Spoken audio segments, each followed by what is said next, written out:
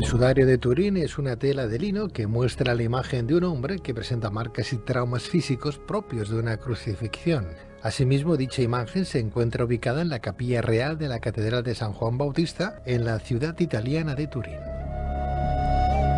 En este sentido, los orígenes del sudario o sábana santa de Turín siguen hoy por hoy siendo objeto de debate entre científicos, teólogos, historiadores e investigadores. Algunos sostienen que el sudario es la tela que se colocó sobre el cuerpo de Jesucristo en el momento de su entierro. Sin embargo, otros afirman que este objeto fue creado en la Edad Media.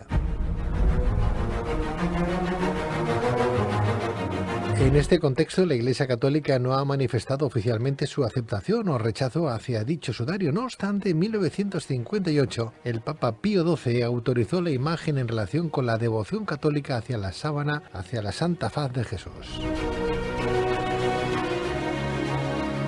Y es que la imagen que aparece plasmada en la sábana de Turín sigue siendo un auténtico misterio y al mismo tiempo objeto de devoción de miles de fieles que cada año acuden a visitarla movidos por la fe en dicha reliquia. Precisamente nuestro siguiente invitado ha realizado una exhaustiva investigación del sudario y hoy viene a aportarnos sus conclusiones.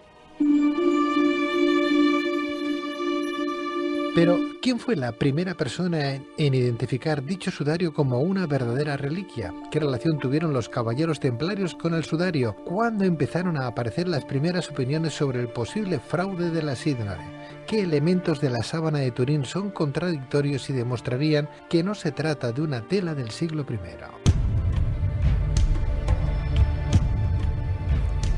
Para responder a estas y otras cuestiones tenemos con nosotros a Carlos Mesa, periodista especializado en nuevas tecnologías y enigmas de la historia, escritor e investigador.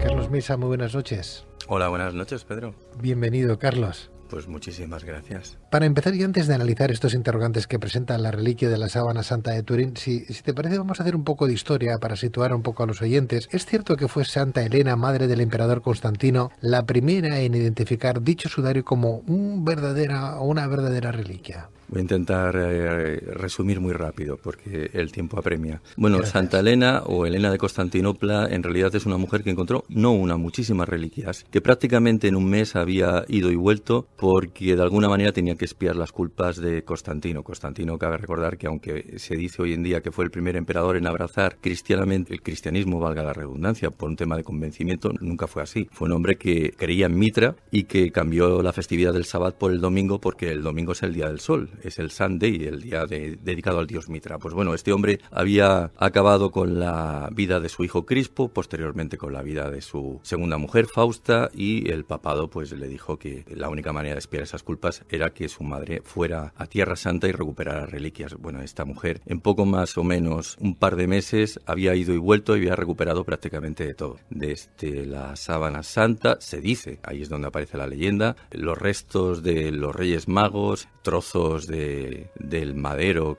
o el patíbulum que debió portar Jesús el Galileo, en fin, todas esas reliquias que todavía hoy en día perduran por muchas de las iglesias de Europa. Y refiriéndonos a la sábana santa, Carlos, ¿qué es el conocido como Códice Pray y qué información aporta al respecto? Bueno, el Códice Pray es ese códice donde se ve que está en la Biblioteca Nacional Húngara de Budapest, que es un documento que está escrito supuestamente entre los años 1192 al 1195 y donde se representa una escena de la Pasión. Pues bien, en esta escena de la Pasión se observa el embalsamiento del cuerpo de Jesús el Galileo. Para muchos eso es la prueba palpable de que debió existir la sábana santa en aquel momento. Bueno, si te miras atentamente esta imagen que circula por internet y que es muy fácil localizar por la Wikipedia por parte de los oyentes, pues comprobarán de inmediato que lejos de representar lo que es la sábana santa, simplemente está mostrando el embalsamiento. En el año 1203, un cruzado llamado Robert de Clair aseguró haber visto en la iglesia de Santa María de Blanquerna, en Constantinopla, una tela con la imagen de Jesús. ¿Consideras que los caballeros templarios pudieron ser los custodios del Santo Sudario desde el saqueo de Constantinopla hasta la disolución de la orden en el año 1312, o solo son posibles leyendas? Esto seguramente es una leyenda. Esto apareció en aquella novela que es La Hermandad de la Sábana Santa de Julio Navarro. Entonces, a partir de ahí se empezó a atribuir una vez más a los templarios la posesión de esta reliquia, porque algunos atestiguan que mostraba una cabeza que debía ser la sábana santa doblegada en 12 partes y que únicamente permitía ver el rostro de este crucificado. Bueno, todos sabemos que adoraban a una cabeza que se le conoce como Baphomet y probablemente tuvieran más que ver con Juan el Bautista que con el propio Jesús el Galileo, ¿no? Así que creo que esto, bajo mi punto de vista, no deja de ser una leyenda.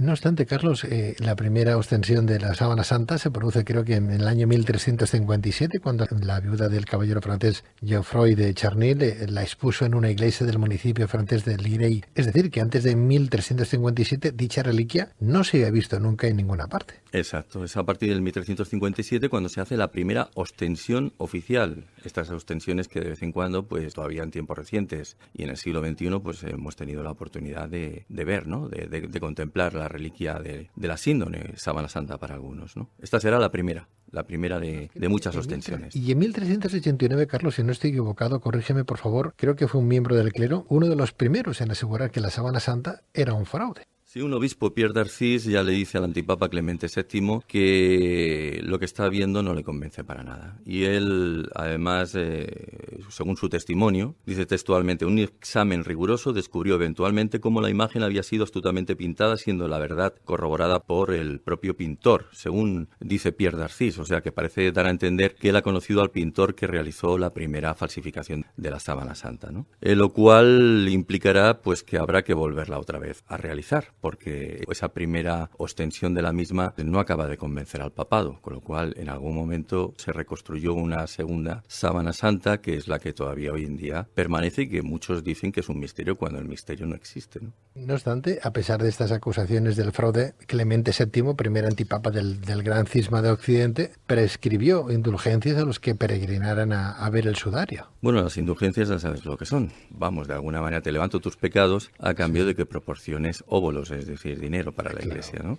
Así que esto era muy habitual, todavía hoy en día sigue siéndolo.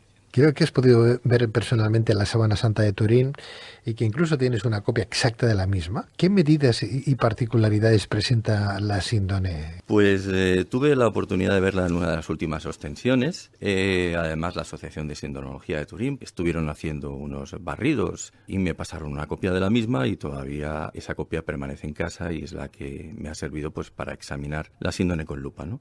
La sábana, pues como todo el mundo sabe, mide unos 441 centímetros por 113, o medía originalmente hace el año 2002, y luego, después de retirarle los remiendos a aquellos que le colocaron las monjitas después de un incendio, 21 remiendos exactamente, ahora mide 434 por 113, está tejida en lino y muestra la figura de un hombre que es diferente, o sea, o tiene diferente tamaño según se mire por una cara o por otra, ¿no? Por el anverso mediría 196 centímetros, lo cual es un hombre muy alto, y por el reverso mide 202 centímetros. Vamos, te da a entender ya rápidamente examinando una y otra, pues que son dos figuras completamente diferentes. ¿Cuál es el problema que has podido observar en las palmas de la mano de la imagen del hombre que aparece en la síndone?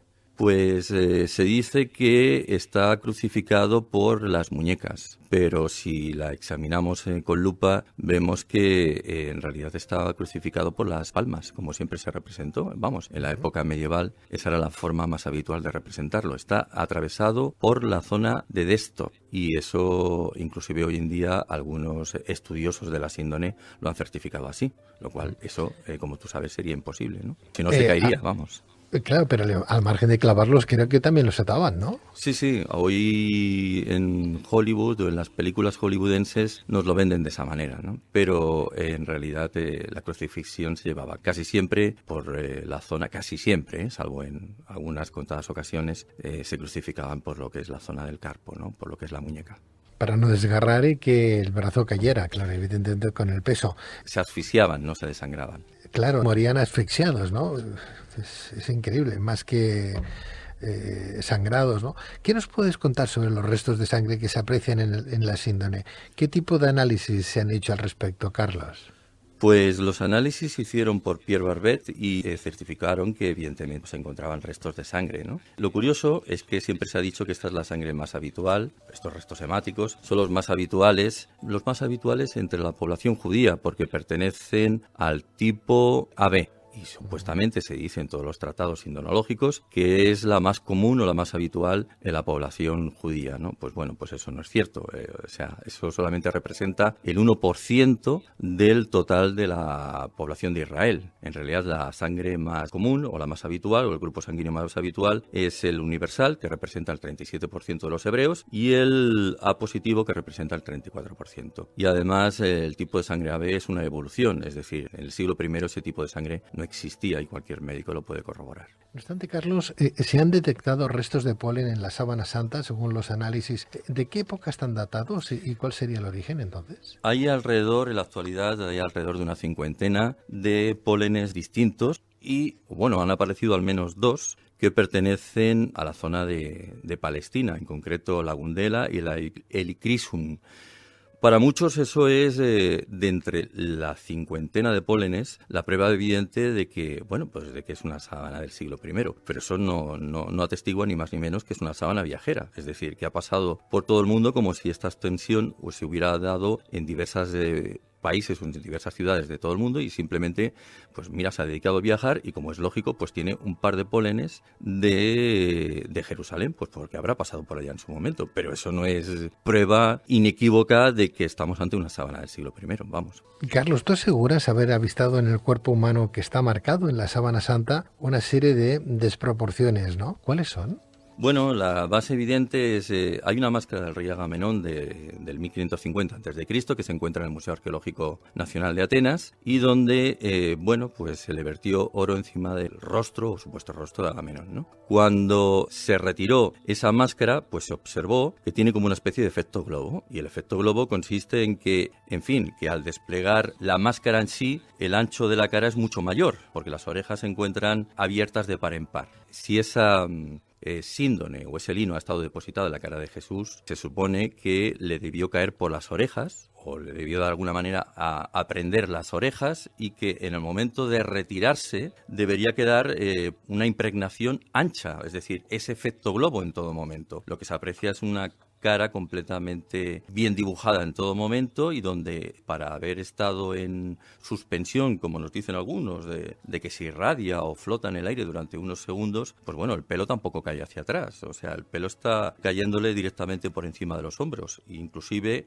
para haber estado depositado encima de alguna piedra o algún sepulcro, los glúteos tampoco están apretados, es decir, la parte posterior del hombre de la sábana no muestra que esté precisamente aposentado en alguna parte, ¿no? Con lo cual, pues ya ves que existen pequeños fallos. Otro fallo que se ve de inmediato respecto a que debe tratarse de algún tipo de falsificación es que la imagen está negativizada y implica que se ve un bigote de color oscuro. Pues bien, si lo positivas, el bigote es claro. Y si Jesús debía contar con 33, como mucho con 40 años, pues vas viendo que tiene el bigote blanco y la barba blanca, lo cual ahí hay algo que también te confunde, ¿no? Aparte de que tiene una similitud muy extraña con los pantocratos bizantinos, porque el tipo de recorte de barba que lleva no es precisamente un recorte de barba del siglo I, ¿no? Ese tipo de barba dividida en dos mitades.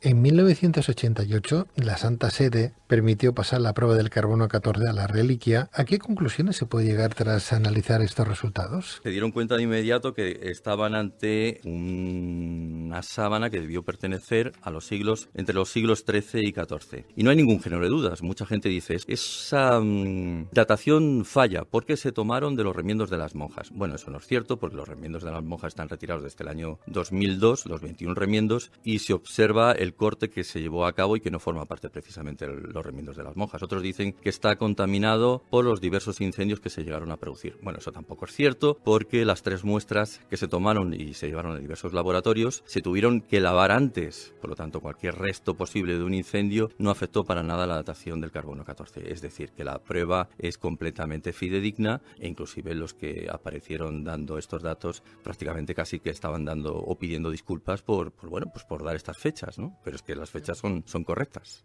Roger Bacon, un teólogo y científico inglés del siglo XIII, llamó luna cornata a la técnica que permitía impregnar telas con imágenes. ¿Has experimentado personalmente la técnica medieval de la luna cornata? Entiendo, ¿no? Sí. Y entiendo yo que por lo que nos explicas y ahora vas a explicar un poquito, ¿tú crees posible demostrar los pasos por los que se puede crear una síndone parecida a la de Turín y que por tanto se evidenciaría que la sábana santa puede tratarse de esa falsificación que comentas? Sí, es que yo tengo una réplica de la sábana santa que alguna vez he mostrado a algún medio de comunicación y que hace poco además, bueno, pues alguna persona me decía, no puede ser porque es demasiado similar a la síndrome de Turing, la has debido falsificar. Y yo decía, no la he falsificado, es que el proceso se puede llevar a cabo y es un proceso muy sencillo. Claro, estamos hablando de una época entre los siglos XIII a XIV donde aparece esa segunda sábana santa y en esas épocas o en esa fecha el único posible o uno de los primeros que experimenta con la técnica de la luna cornata, que ahora te explicaré en qué consiste, es Roger Bacon. Roger Bacon ya en su Opus Maius habla de lo que es la luna cornata, técnica que luego toma o lleva a cabo o la retoma Tomás de Aquino y que hará que el Papa Clemente V pues se interese por él o por la técnica de la luna cornata y le llame al Vaticano para decir pues que quiere que trabaje Roger Bacon para él. Así que Roger Bacon estará trabajando durante un buen tiempo en el Vaticano hasta que Clemente V fallezca, ¿no? Porque a partir de ese momento volverá otra vez a ser arrestado por nigromante, porque era una persona que había experimentado con cadáveres y de ahí había tomado otro tipo de muestras. Pues bien, ¿en qué consiste la luna cornata? Pues es algo muy sencillo y que cualquiera puede llevar a cabo. Consiste en colocar una tela, un papel, untarlo de algún tipo de emulsionante, en este caso pues yo experimenté con yoduro de plata y bueno, pues lo unté con yoduro de plata, aunque Tomás de Aquino había utilizado peltre, que es una mezcla de varias... betún de Judea, lavanda, en fin, de varias sustancias y a partir de ahí pues hay que utilizar un calco, o sea, necesitas un calco que es un papel vegetal, ¿no? Pues haces un dibujo a tinta encima del papel vegetal, colocas ese papel vegetal encima de lo que es el lino y lo dejas al sol durante unos 20 minutos aproximadamente. Aquello lo retiras y pues te da pues una fotografía, en concreto te da un negativo. Y además Tomás de Aquino decía en todo momento que para afianzar ese tipo de imágenes utilizaba vapores de yodo, que son los que dan ese color característico amarillo, ¿no? Carlos, qué lástima que tenemos que dejarlo aquí, pero en cualquier caso me encantaría volver a reemplazarte para seguir hablando de este particular. Te agradezco muchísimo que hayas estado con nosotros en Luces en la Oscuridad. Carlos Mesa, periodista especializado, gracias por traernos este misterio de las incógnitas sobre la Sábana Santa, que seguiremos hablando cuando tú quieras y en otro momento. Mil gracias, Carlos.